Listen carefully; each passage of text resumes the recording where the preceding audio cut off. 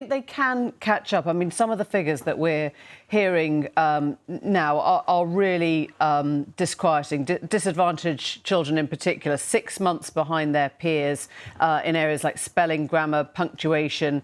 I mean, that's not going to be sorted out with a kind of a summer school, I guess. Do you think that catch-up, that gap can be closed?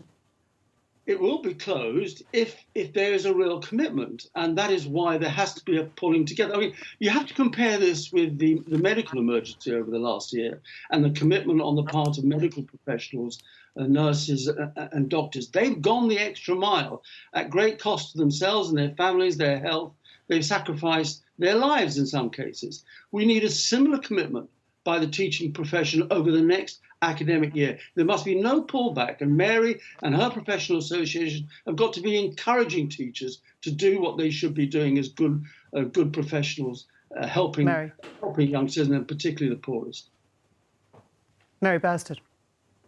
Teachers have already gone way above the extra mile, and I think it's really interesting that Michael always moves to monitoring and inspection. If he's going to talk about goodwill and commitment, the way you kill that is to get the dead hand of Ofsted going in and doing spurious judgments about catch-up.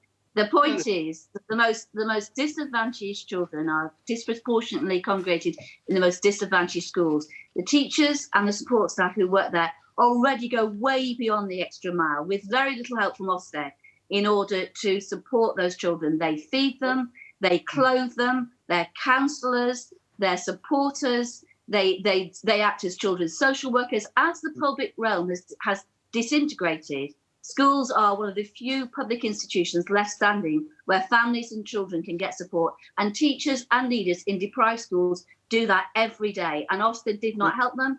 And talk of monitoring in the way that you described, Michael, is not helpful. Yes, let's have goodwill. Let's have a broad and balanced curriculum offer. And please stop interrupting me. Mansplaining doesn't help. And let's get children back to school. Let's get them learning, and let's understand that this is not something that will be done this year or next year. This is a long-term programme. I do think that children really can make progress, but the best way to do that is the best teaching and learning in their lessons. Let me bring Michael in.